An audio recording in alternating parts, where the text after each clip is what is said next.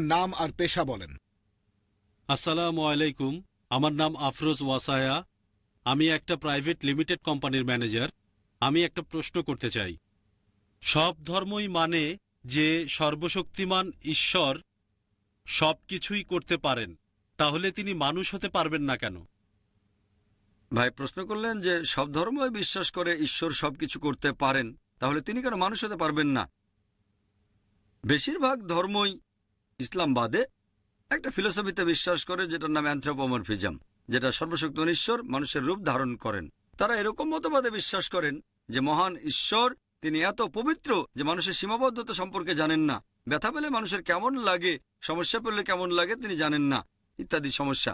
সেজন্য সর্বশক্তিমান ঈশ্বর পৃথিবীতে নেমে আসেন মানুষের রূপ নিয়ে, যাতে মানুষের জন্য আইন বানাতে পারেন। হঠাৎ করে শুনলে মনে হবে যুক্তিটা তো বেশ ভালোই। তবে আমি তাদেরকে বলি যে ধরেন আমি একটা ভিসিআর তৈরি করলাম, আমাকে কি ভিসিআর হতে হবে এটা জানতে যে ভিসিআরের জন্য কোনটা ভালো কোনটা খারাপ? আমি তৈরি করেছি, আমাকে ভিসিআর হতে হবে না। আমি লিখবো ইনস্ট্রাকশন ম্যানুয়াল। যদি এই ভিসিআরটা চালাতে চান video cassette recorder, video cassette রেখে প্লে বাটনে চাপ দেন। যদি ফাস্ট ফরওয়ার্ড চালাতে চান এফএফ বাটনে চাপ দেন। বন্ধ করতে চাইলে স্টপ বাটনে চাপ দেন। উপর থেকে ফেলবেন না, নষ্ট হয়ে যাবে। পানিতে ফেলবেন না, তাহলে নষ্ট হয়ে যাবে। আমি লিখবো ইনস্ট্রাকশন ম্যানুয়াল। একইভাবে সর্বশক্তিমান ঈশ্বর, যেহেতু তিনি মানুষের সৃষ্টিকর্তা, সেজন্য তাকে মানুষ হতে হবে না এটা জানতে যে মানুষের জন্য কোনটা ভালো কোনটা খারাপ। তিনি কি করবেন? একজন মানুষকে মনোনীত করবেন আর আসমানি কিতাব পাঠাবেন। মানুষের জন্য সর্বশেষ ও চূড়ান্ত আসমানি কিতাব পবিত্র কোরআন, আদেশ আর নিষেধ। যদি তর্কের খাতিরে আপনার কথাটা মেনেও নেই যে সর্বশক্তিমান ঈশ্বর সবকিছু করতে পারেন, তাহলে কেন মানুষ হতে পারবেন না? যদি তর্কের খাতিরে আপনার কথাটা মেনে নেই সর্বশক্তিমান ঈশ্বর সবকিছু করতে পারেন, তাহলে তিনি মানুষও হতে পারেন। যদি ঈশ্বর মানুষের রূপ নেন, তিনি আর ঈশ্বর থাকবেন না, কারণ ঈশ্বর আর মানুষের বৈশিষ্ট্য পুরোপুরি আলাদা। সর্বশক্তিমান ঈশ্বর তিনি হচ্ছেন অমর, অন্যদিকে মানুষ মরণশীল। এমন কাউকে পাবেন না যে একই সাথে অমর আর মরণশীল। ঈশ্বর তার কোনো শুরু নেই, অন্যদিকে মানুষের শুরু আছে। এমন কাউকে পাবেন না একই সাথে যার শুরু নেই আবার শুরু আছে।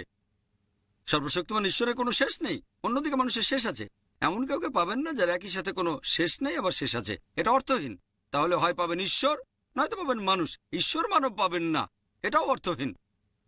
মানুষরা আমাদের খাওয়ার প্রয়োজন হয়, সর্বশক্তিমান ঈশ্বরের খাওয়ার প্রয়োজন হয় না। আল্লাহ পবিত্র কোরআনে বলেছেন সূরা আনাম অধ্যায় 6 আয়াত 14, আল্লাহ তাআলা সবাইকে খাবার দান করেন, কিন্তু তার খাওয়ার প্রয়োজন হয় না। মানুষের বিশ্রাম ঘুমের প্রয়োজন হয়, সর্বশক্তিমান ঈশ্বরের বিশ্রামের প্রয়োজন নেই। যদি আমি তর্কের খাতিরে আপনার কথাটা মেনে নিই যে সর্বশক্তিমান ঈশ্বর সবকিছু করতে পারেন, তাহলে সেই যুক্তিতে সর্বশক্তিমান ঈশ্বর মিথ্যাও বলতে পারেন। কিন্তু মিথ্যে বলা তো ঈশ্বরের কাজ না। যখনই মিথ্যে বলবেন তিনি আর ঈশ্বর থাকবেন না।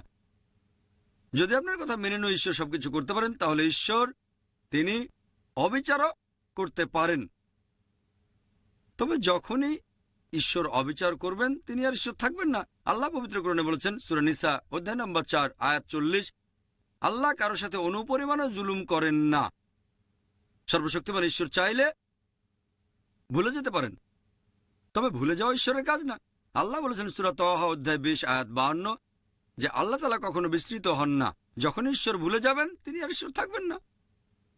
ঈশ্বর চাইলেই ভুল করতে পারেন, তবে ভুল করাটা ঈশ্বরের কাজ না। আল্লাহ বলেছেন সূরা তাহা অধ্যায় 20 আয়াত 52 যে আল্লাহ তাআলা কখনো ভুল করেন না। যদি ঈশ্বর ভুল করেন, তিনি আর ঈশ্বর থাকবেন না। কোরআনের কোথাও বলা হয়নি যে আল্লাহ সবকিছু করতে পারেন। আল্লাহ পবিত্র কোরআনে বলেছেন সূরা ফাতির অধ্যায় 35 আয়াত 1 যে নিশ্চয়ই আল্লাহ সবকিছুর উপরে কর্তৃত্বময়। এ কথাটা অনেক জায়গায় আছে। সূরা বাকারা অধ্যায় 2 আয়াত 106, সূরা বাকারা অধ্যায় 2 আয়াত 109, সূরা বাকারা অধ্যায় 2 আয়াত 284, সূরা আলে ইমরান অধ্যায় 3 আয়াত 29, সূরা নাহল অধ্যায় 16 আয়াত 77, সূরা ফাতির অধ্যায় 35 আয়াত 1 আল্লাহ বলেছেন নিশ্চয়ই আল্লাহ সবকিছুর উপর কর্তৃত্বময়। আল্লাহ বলেছেন সূরা বুরুজ অধ্যায় 85 আয়াত 16 যে আল্লাহ তিনি যা ইচ্ছা তাই করতে পারেন, তিনি যা ইচ্ছা করেন তাই করতে পারেন। তবে আল্লাহ সুবহানাহু ওয়া তাআলা কখনো মিথ্যে বলতে চাইবেন না, কখনো ভুল করতে চাইবেন না, তিনি কখনো মানুষের রূপ ধারণ করতে চাইবেন না। তিনি শুধু সেগুলোই করতে চাইবেন যেগুলো আল্লাহর কাজ। আশা করি উত্তরটা পেরে